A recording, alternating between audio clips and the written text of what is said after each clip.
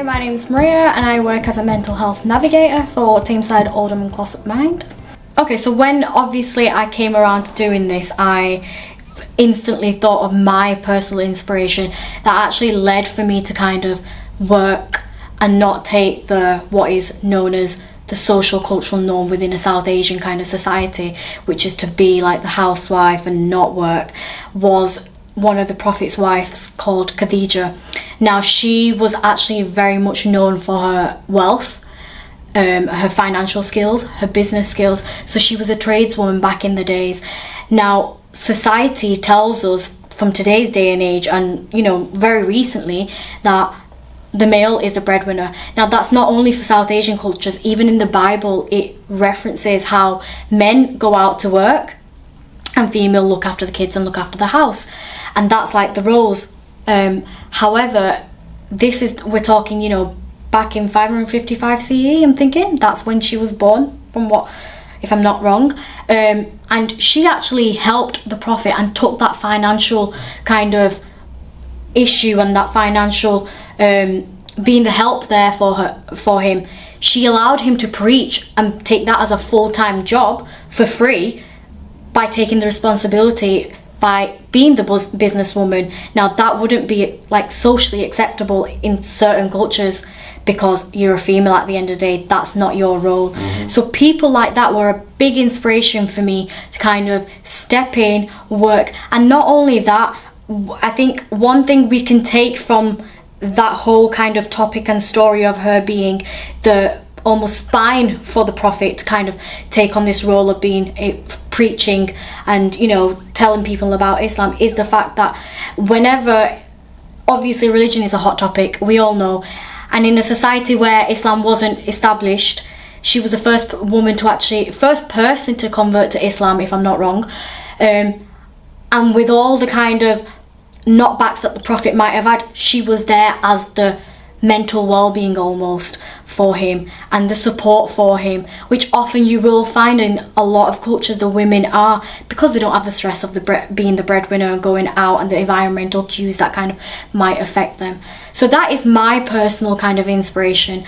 But I know a lot of younger generation now, whether they're from a Muslim background or not, someone known as Mufti Ismail Menk.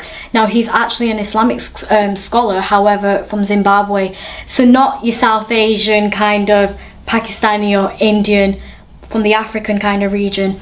So someone like him, you'll find him easily. He does talks around the world now. That's how renowned he is, and sell out quite fast. And not Islamic ones only, touch base on anxieties and kind of how to get around that. I know we talked about mindfulness, and a part of mindfulness is spirituality and actually praying and that sort of stuff. But there's another way of kind of working with anxieties, which we as a westernized society take on board, like the 4-step breathing technique.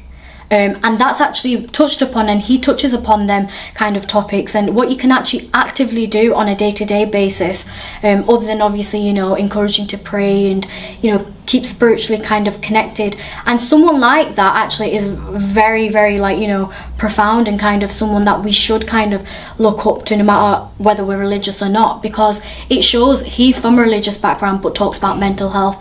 It kind of intertwines two things that are kind of a topic that a lot of people will avoid, because of religion being so sensitive to people and culture being so sensitive, but we don't realize how much of culture and religion kind of come together and how much we do it on a daily basis, and we don't actually realize what is religious and what is cultural, and that the complexity between that, and actually sometimes practice them together is negative, and one might be more positive to practice than the other one because we just don't have the knowledge.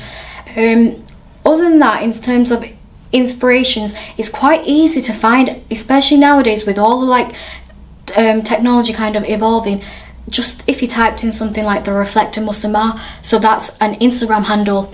Now, she's actually a qualified psychologist, I believe, or qualified in the IAP service. I know that for a definite.